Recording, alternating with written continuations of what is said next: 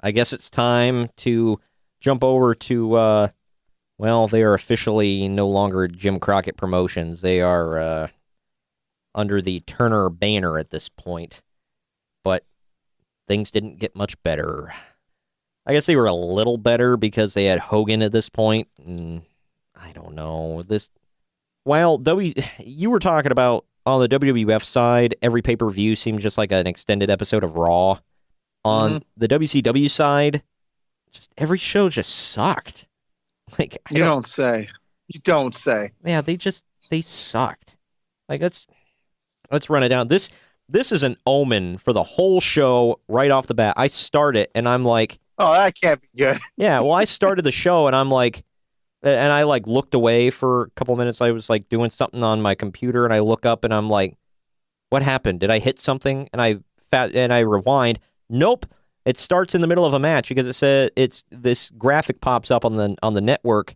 It says presented in the most complete form possible due to original production technical difficulties. Oh yeah, I had that for a few nitros. Holy hell. Like what the F? The tape quality on this, by the way, when we get to one match is just clearly god awful. Like WWE did the best they could. God bless whoever had to sit there and watch this crap. But anyway, you want to talk about bad omens, by the way. It starts you right off in the middle of Paul Roma versus Alex Wright. Yeah. Job guy from WWE. And Das Wunderkind. Ah, man. Yeah, drops you right in the middle of this match. Tony Schiavone calls this, quote, one of the 7 big matches. Yeah, he was real liberal with that word, by the way. Oh, you said that. You don't say. At this point, by the way, one of Paul Roma's biggest selling points was he had, not to sound weird about it, but his selling point was he had a great body. He was tan and chiseled. That was like, well, I'm not going to say one of. That was his only selling point. So what does he do? He wears a singlet to cover it up. Yeah. God. And he also had like long hair at this point. He didn't even look the same. It was weird. Paul Orndorff comes out to cheer Roma on because apparently they were a thing. Was that pretty wonderful? Pretty wonderful, yep. Well, who could forget that? Paul Roma. Totally not you. Yeah. Paul Roma hits a top rope elbow drop, and they try to take a good camera angle, but there are none, and he's a good foot away from Wright's chest. Like, he takes a full-on ass bump off the top rope. No elbow connection at all. It was bad. Let's see. Then there was a horribly botched hip toss where Roma just rolls onto the apron, and then Wright drop kicks Roma's back, causing Roma to hit Orndorff, who is on the apron. They collide. Wright rolls him up with an ugly roll-up pin. Thank God that's the end of the match. My final conclusions, I said, blah match with blah guys. Even though Roma was a veteran, Wright looked like the much more competent worker to Uncle Dave's. And I was being generous. Oh, man. The job guy from WWE. Who Ric Flair wishes he was. And Berlin.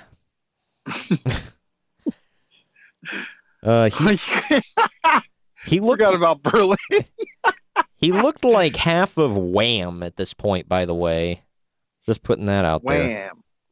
Actually, together, they looked like Wham. Just, okay. God. Mean Gene Okerlund is backstage interviewing the Harlem Heat. They kept calling them the Harlem Heat with Sister Sherry. She looks extra hot tonight, by the way. She was smoking.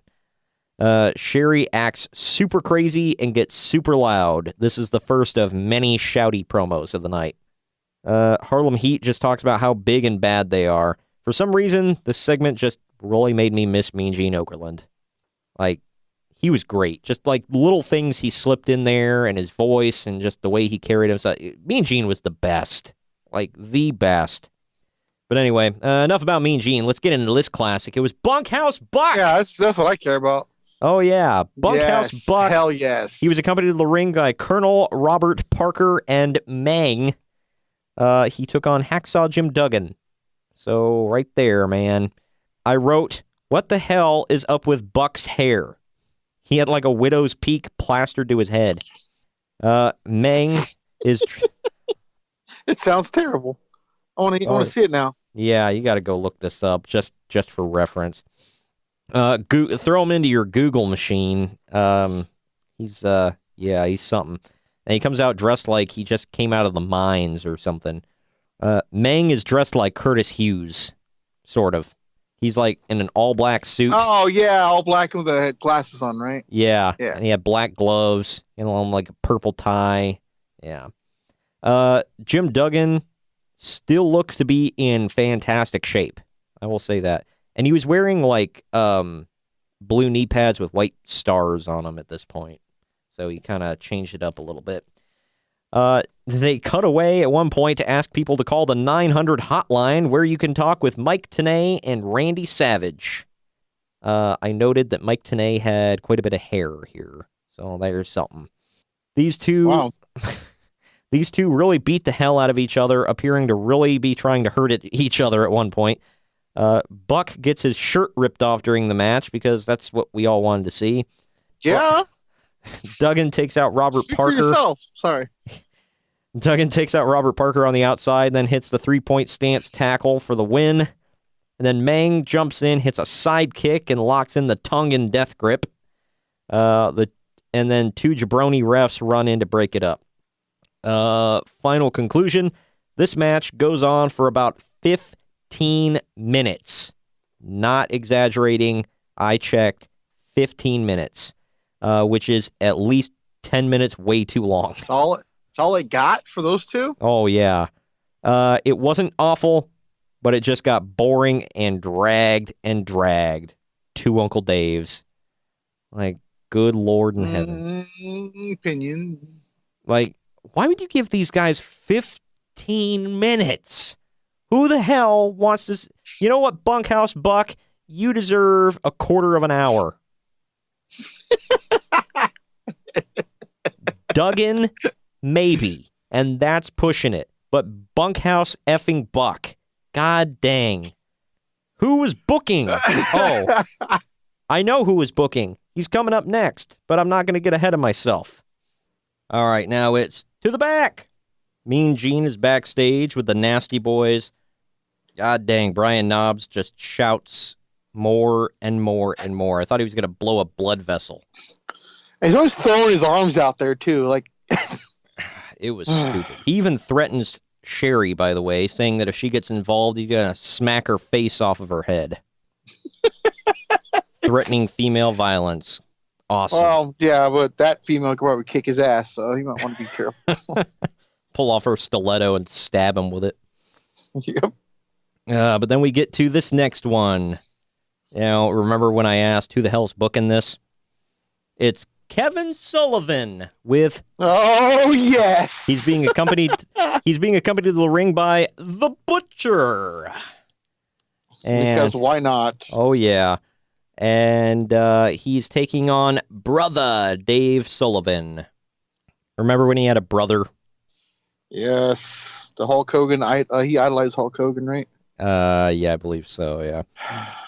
The quality of the video, here's where I wrote, the quality of the video is completely awful. If you watch it on the network, it starts messing up here during Sullivan's entrance, which, knowing Kevin Sullivan, it may be Satan doing that. They kept making... Wow. Get it? Because he was a devil worshiper, you know, like... No, I got it. I just... Yeah. It's a joke, people. Kevin Sullivan kept, like, barking. I'm offended by that. Sorry. Yeah. Kevin Sullivan kept, like, barking randomly. He'd be like, "Arr! Arr!" And I'm like, what are you doing? Like, it was weird. For those of you that don't know, Dave is supposed to, I guess, have special needs or something. So his trunks don't say Dave, they say Evad. Like Dave backwards. So because why wouldn't you poke fun at the handicap? That's how you book, bro. That must be a New York thing. Bro, he's handicapped, bro. We gotta make fun of him. What the hell? He's not legit handicapped. He's kayfabe handicapped. but it's still funny, bro. And he's fat. Oh my God. He's fat. He's fat. Got some fat asses. Oh my God. But they actually called him Evad Sullivan, by the way, for those of you that don't know. Here's the ending of the match. Butcher gets up on the apron, and Kevin Sullivan sends Dave he sends Dave face first into Butcher's face, so they clunk heads. I knew there was a reason for this because the commentary kept talking about how the Butcher had reconstructive surgery on his face after that parasailing accident, and they mentioned it multiple times, and I'm like, okay, who gives a damn? Cool, I guess, whatever. That was 2 years ago. And then, or 3 years ago, I think. But anyway, yeah, they kept mentioning it, and this was why. Because they clunk faces, Butcher drops off the apron and writhes in pain because it re-injured his face. And the announcers sell the Butcher's reconstructive surgery, blah, blah, blah. And they say that Kevin Sullivan doesn't mind sacrificing others to get the win. And yeah, when they clunk heads, Kevin gets the roll-up win. And then Kevin starts helping the Butcher to the back and gives up on him halfway and just walks away from him.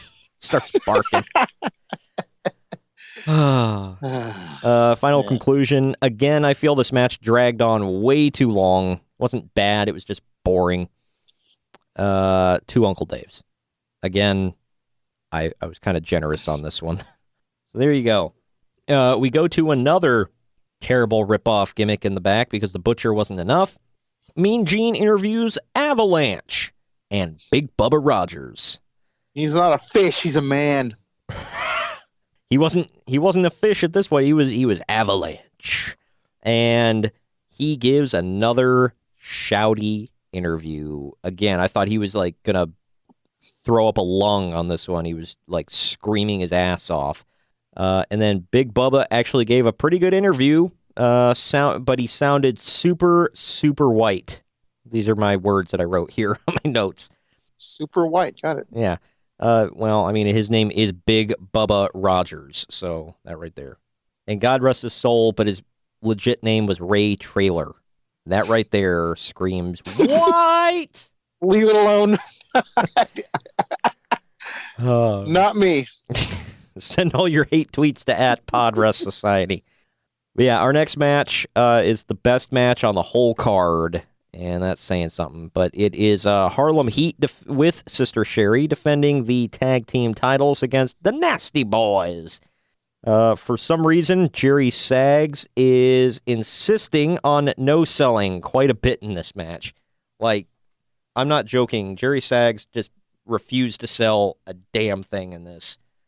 He got rammed into, railings. He got hit with finishers. Just no-sold everything. It was weird. The referee gets distracted. Maybe he wasn't hurt. You don't know. I guess. The referee gets distracted outside. Sherry comes off the top rope with an axe handle, but she misses the Nasty Boys, and she hits Stevie effing Ray. and Stevie gets rolled up. Conradism. Right. And then Stevie gets rolled up for the win because you can't have Booker take the pin, bro. However... That's a future world champ right there. Yep. And a Hall of Famer. However, here's where it gets good. Randy Anderson, the referee... I thought it was already good. Yeah. Sorry. Randy Anderson, who is the referee, argues that the decision and says, no. The Nasty Boys threw Booker T over the top rope, which is illegal. So Nick Patrick agrees, and he disqualifies the Nasty Boys. Oh, yeah. Yeah. So, no title change. By the way, it was hard to tell the difference between Nick Patrick and Randy Anderson because both had that epic curly-ass mullet going on and the big epic porno stash. What a combo. Right. My conclusion... You can't buy that epicness. Right, I know. They tried, but couldn't quite. Final conclusions. Best match of the show so far. These two teams worked really well together, oddly enough, and I thought it was going to be a crap fest, but it wasn't. Was this the match, by the way, where they kept having two cameras on the screen? You kept splitting it? No, that was another one. This one was one single cam. I gave this one 2 3/4 Uncle Dave's. So I think I overrated it just because it impressed me so much because the rest of the show was so damn boring. So I graded on a curve. This backstage. That's sad. I know, right? I'm impressed by almost anything at this point. This, by far, is the best thing on the show. Next up, Mean Gene is backstage, and he says this is one of the 4 or 5 best pay-per-views he's ever been a part of, which I didn't know what to. I facepalmed so hard, I think I left a mark.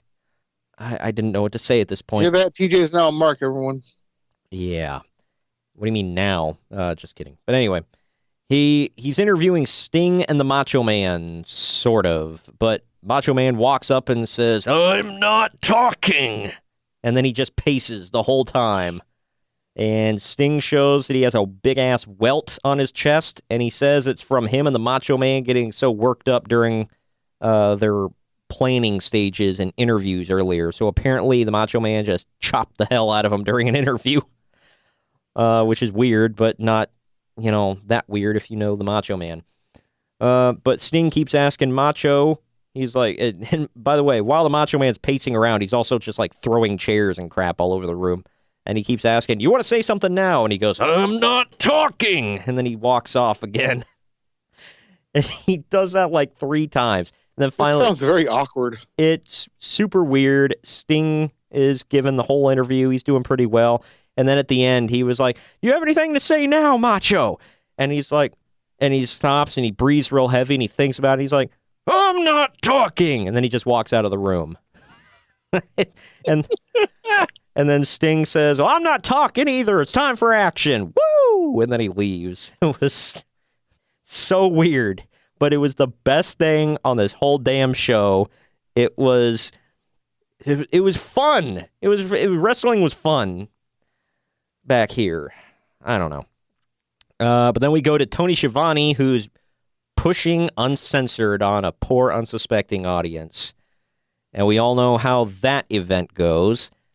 For those of you that want a reference to prepare yourself for our next episode, it's in the archives.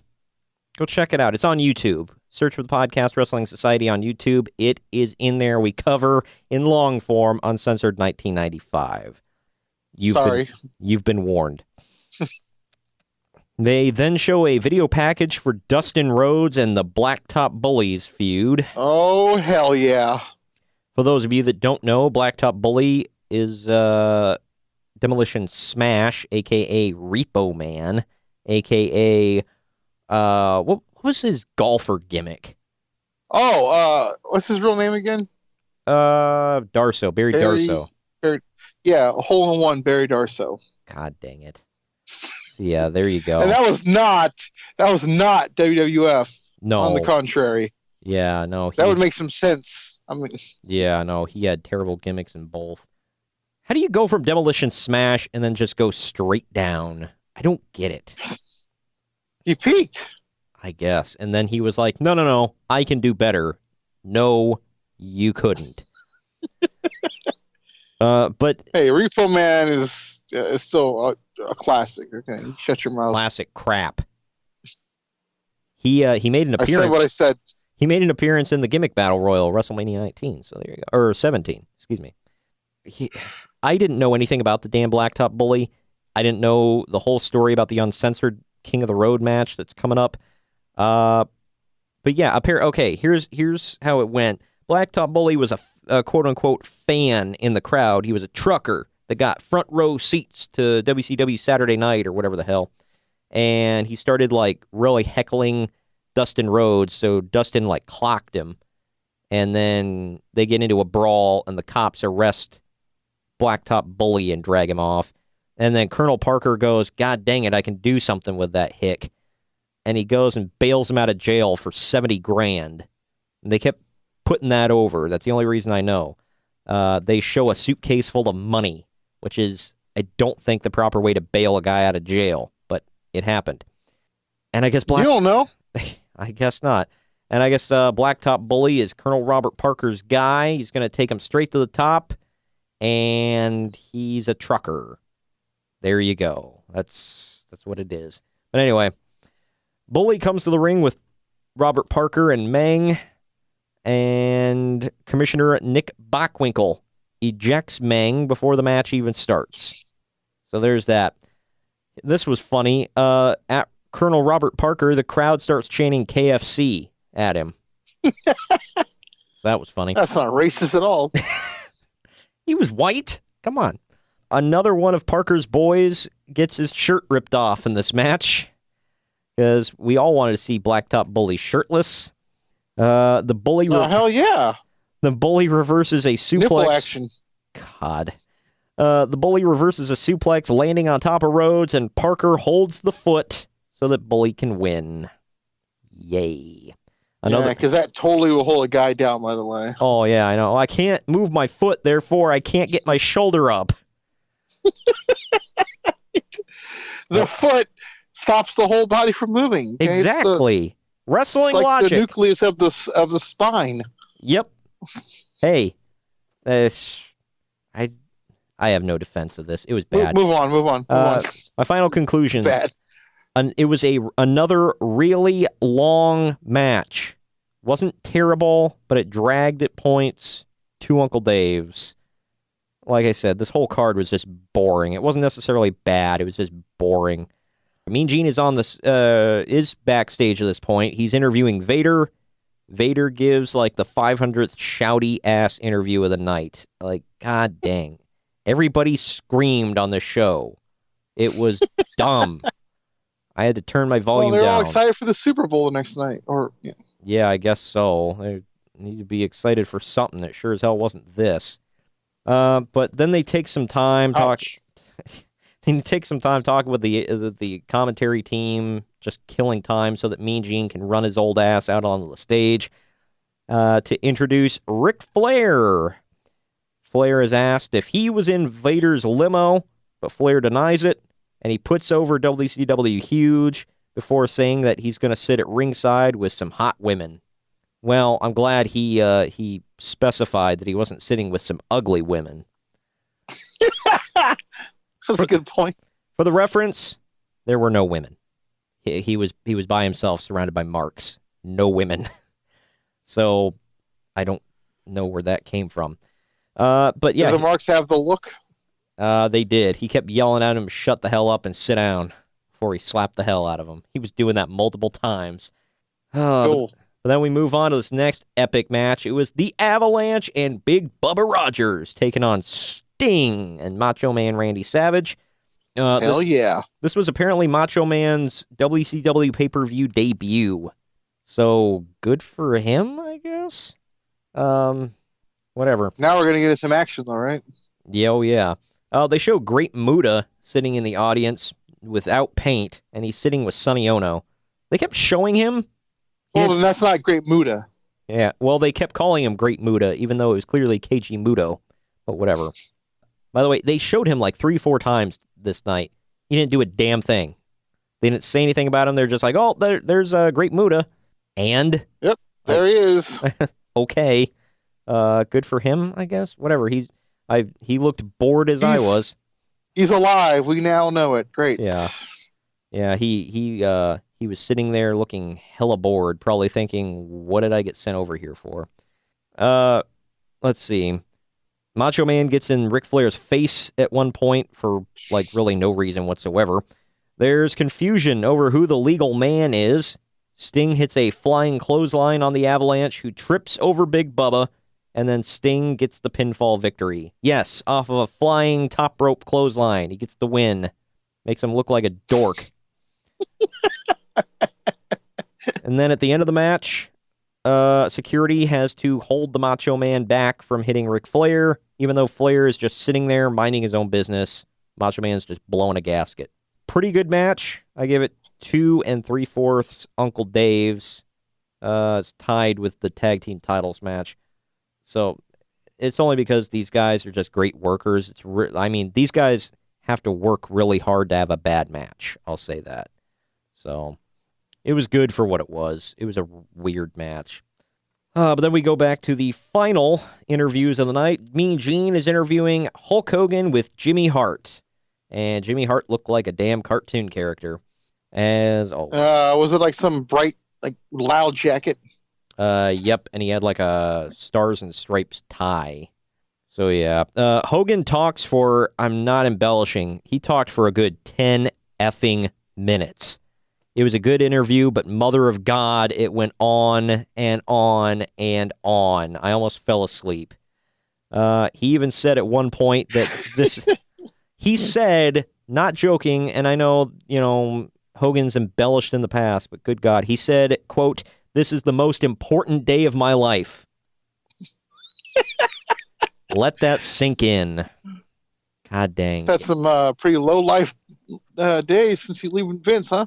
Yeah. I know for a fact that both of his children were born at this point. He has been married at this point.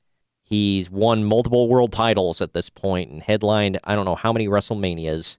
But this was the most important day of his life. Maybe he was getting his biggest check from WCW since signing, maybe. Yeah. What are you talking about? Him versus the Butcher headlined the month before. So you're wrong. That's true. That was an epic night. Who's Vader compared to the Butcher? Why did this headline SuperBrawl and the Butcher gets the top spot at Starrcade? Quit putting it like that. Well, think about it. Like, god dang. Like, no, I don't want to think about it. It's gonna make my head hurt. This was bad. Like, ugh. All right. Anyway, let's just get into all of it. We get to the main event here. It is the first ever meeting of these guys. It is Hulk Hogan defending the WCW World's Heavyweight title against Vader. And Hulk Hogan's got Jimmy Hart, who has a thing on his megaphone that just like lets out a damn siren. That was fun. I remember that. The intros by Michael Buffer go on for like 10 freaking minutes. Like, just a stupid amount of time. I was like, holy crap, just introduce them so we can get on with the fighting. That's what Michael Buffer does, though. I know, but it's like, god dang, dude, we get it. They're cool, whatever, move on. But Vader ripped his mask off pretty early into the match. Like, it wasn't even going on a full minute, and he ripped his own mask off. I was like, okay. Hogan smacks the hell out of him in the corner, and Vader just no-sells it. Hogan looked like he didn't know what the hell to do. And then Hogan goes into dirty heel mode and beats on Vader with a chair right in front of the referee. Was it a DQ? No! Because apparently the match is no disqualification, even though it's not. And we'll get to that here in a second. The referee gets bumped at one point because, there's got to be a ref bump. And hell yeah. Vader and Hogan, Vader has Hogan covered for a 3 count, but no one can count. No referee. So Ric Flair jumps over the barricade and gets into the ring, and he starts beating on Hogan, helping out Vader. Then Vader splashes Hogan, and Hogan kicks right out. Just like no-sells the hell out of it. And then he just starts going on a no-sell rampage, even though he was just dead for like ever. And now that he's getting double-teamed and splashed, now he's fine. Oh, God. Yeah. God love Hulk Hogan. I don't get it. It makes sense. Yep. And here's where it gets even better. The ref is up now. Flair's in the ring. He hits Hulk Hogan. Disqualification. Vader's done. Freaking Hogan was just using a chair. Chairs are legal, but outside interference is not. No. This whole show doesn't make sense. We saw a team get disqualified for throwing somebody over the top rope. And now chairs are legal, but outside interference, no. Throwing over the top rope, no. You don't get it. No, I don't. I'll openly admit it. The two heels then team up on Hulk Hogan, but Randy Savage comes out to chase him off. Vader and Flair then high five, and it's at this point that Tony Schiavone's like, it was Flair in Vader's limo. Okay, whatever. And there's some epicness to go on between these two next month. My final conclusion. Pretty good first encounter, but I hate the fact that it was such a historic match and it ended with a BS DQ finish with Flair so quickly abandoning his retirement angle to jump back into competition. Like, he was just talking about... like Russo again. Yeah, he was like, I'm out of the ring. I'm out of here. I'm not a wrestler. I'm a suit now. Except I'm not. You just said... Oh, God. Yes. Sorry. I gave this one 3 Uncle Daves because it actually was a decent match up until the end. And again, I think it was just like I'm overrating it just because the rest of this card was so damn boring. This seemed better to me. I don't know. But yeah, so take that for what you will. That was SuperBrawl 5. If you will. Yeah. And while this... And just think about it. That's one of their big shows, too. Yep. Like you and I talked about this off air. When you put a number at the end of it, that generally means it's a bigger deal. And they did. SuperBrawl 5 in 95. Man, this was something else, man. But as boring as this show was, next month is going to be awful. Just a cluster you-know-what. What are you talking about? If I'm doing my math correctly here, I believe it's WrestleMania and Uncensored. I don't know what you're talking about. Mm-hmm. Well, WrestleMania is boring. I wouldn't say it's like, the worst thing I've ever seen, but it's boring and just blah. It's only the second worst WrestleMania I've ever seen. Yeah, 27 beats it out. But yeah, and then this Uncensored card, just by God. We're not going to go in depth into Uncensored, by the way, because we already have. Again, go check the YouTube archives. It is available now. We will touch on it, but we won't get as in-depth as we did with these two shows. Save more time for WrestleMania, because we need more of that. More content. More content. All right. But, yeah, so that was that. I'm depressed now. Either way. Yep, I'm depressed enough to go to bed. Yeah, well, you're welcome. For the rest of you, yeah, you deserve it. I did the last one. Okay, I suffered a lot last one. It's your turn to suffer a year. You're still suffering because you're still slogging through that crap. Good for you. Well, now it's just for fun. I figured I'm almost at the end of it anyways. Might as well finish it. You have an odd definition of the word fun, but all right.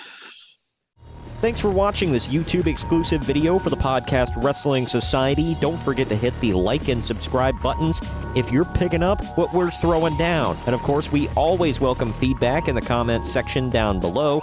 And if you want to keep up with the weekly podcast that drops every Wednesday, links to the show page are in the description down below, along with our social media handles and our associates pages. Come on and join the society.